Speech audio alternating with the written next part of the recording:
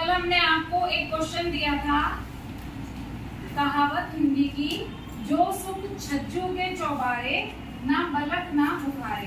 पहले तो आपको इसका अर्थ बताना है और फिर उसके बाद ये कहावत का पूरा स्पष्ट करना है आपको कि क्या है। कौन बच्चे इस पर काम करके आया है, किसने सर्च किया कर? डॉली आ जाओ बेटा, वेरी गुड। ये पंजाबी मुहावरा है जिसका मतलब है कि जो सुख हमें घर में मिलता है वो कहीं बाहर नहीं मिलता। और कहावत छज्जू है वो लाहौर का रहने वाला है, तो छज्जू का लाहौर का रहने वाला है, तो वो मतलब एक व्यापारी था जो बहुत दयावान था। तो फिर इसने एक बाजार था अनारकली बाजार, तो वहाँ पे उसने सुंदर चौबारा बनाया। तो वहाँ पे सब लोग मिलकर वहाँ पे बातें करते थे और जो सुख हमें घर पे मिलता है वो कहीं और नहीं मिलता। चलो, तो बेटा आपने अभी कहानी में बता दिया कि छज्जू के चौबारा, छज्जू का चौबारा था जिसमें लोग आकर इकट्ठे होते थे और बातें किया करते थे। लेकिन अभी नीचे वाली लाइन में बलक और बुखारे और है, इस पर कोई और बताएगा? इस पर काम नहीं किया, यानी आपने इसके बारे में सोचा ही फिर बताया नहीं था। आओ बताओ। जैसे वृक्ष है, ये एक जगह का नाम है, जैसे तमनदीप ऐसी जगह है, एक जगह है जहाँ पे वेरी गुड, ये बिल्कुल सही बताया इसने कि ये जगह का नाम है। बैठ जाओ डॉली, शाबाश।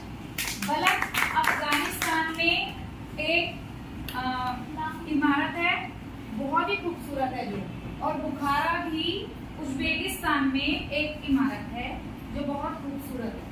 ठीक है, तो बलक और बुखारा उस समय बहुत प्रसिद्ध था। ये बात कम से कम 450 साल पुरानी है।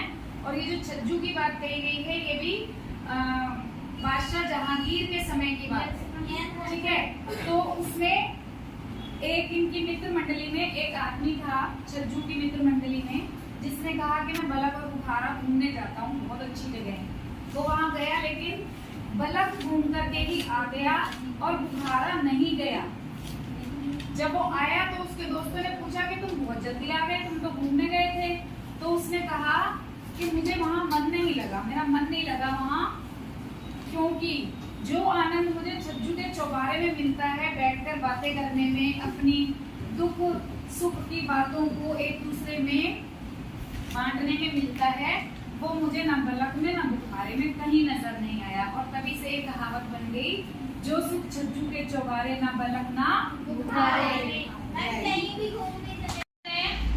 वो है हाथ कंगन को आरसी क्या, पढ़े लिखे को फारसी क्या।